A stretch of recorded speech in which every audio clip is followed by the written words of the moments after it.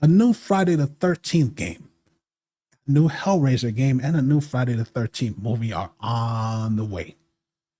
There is no release date, but it has been announced. We're going to talk about the Friday the 13th game first. This comes from Horror Inc., Robbie Barsamian, who was at the San Diego Comic-Con. I can tell you that a new sequel and a new game are on the top of our list. It's where most of our energy is going right now.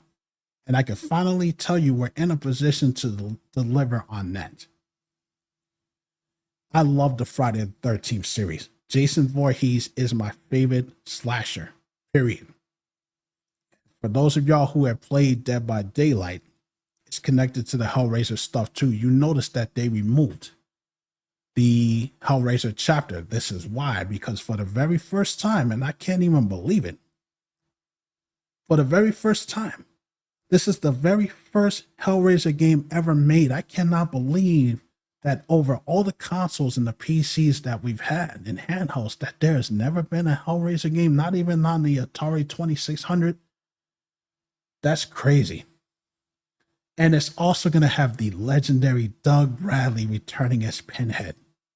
The legend himself. This is awesome. The first ever Hellraiser game is in development as a single-player survival horror action release, with the team behind it all promising the chance to experience the infamous series like never before. It is coming from Saber Interactive and Boss Team Games and will, of course, pit players against Pinhead. For fans of the series, the upcoming game, known as Clive Barker's Hellraiser Revival, will also see actor Doug Bradley returning to the role for the first time in nearly 2 decades as Pinhead. That is so awesome, man. Oh, man. Yo, it's crazy to me. And for those of y'all, Saber Interactive, if you played the World War Z game, that's them. I got faith in these guys because World War Z is a fucking awesome game. And I know that they'll treat that series well. The only thing that I have to say here is I just hope that they don't lift what Dead by Daylight is doing. I hope it's just not a clone of that. You know what I mean? It did say it was going to be a single player for Hellraiser. I don't know what the Friday the 13th game is going to be, but I just hope that they do something creative, something out of the box.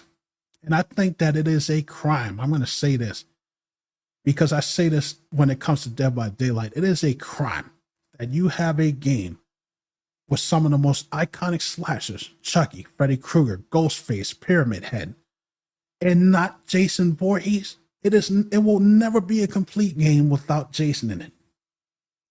And I'm aware of all of the licensing issues and stuff that they're having, and that sucks. But, you know, the Trapper is not Jason. He's a Temu version. Everybody keeps saying that, well, if we got the Trapper, he's kind of like Jason. No, he's not. He's like Jason stand-in or something like that, like a freaking stunt double or something. Don't compare that guy to Jason Voorhees. And I'm doing a tier list soon. Very, very soon. I'm working on it. Cheap plug here. I'm doing a tier list on all of the Friday the 13th movies. That's going to be a lot of fun because I saw all of them. Some good, some okay, some absolutely terrible. We'll get to that when we get to that. But I am excited to hear about that. I did not get a chance to play the other Friday the 13th game because by the time I got to it, the servers were already down. So you can't even play it really. So you have to go all the way back to the Nintendo Entertainment System with that piece of shit that we had back then. That Friday the 13th, absolute dog shit. That game was garbage. But I am excited.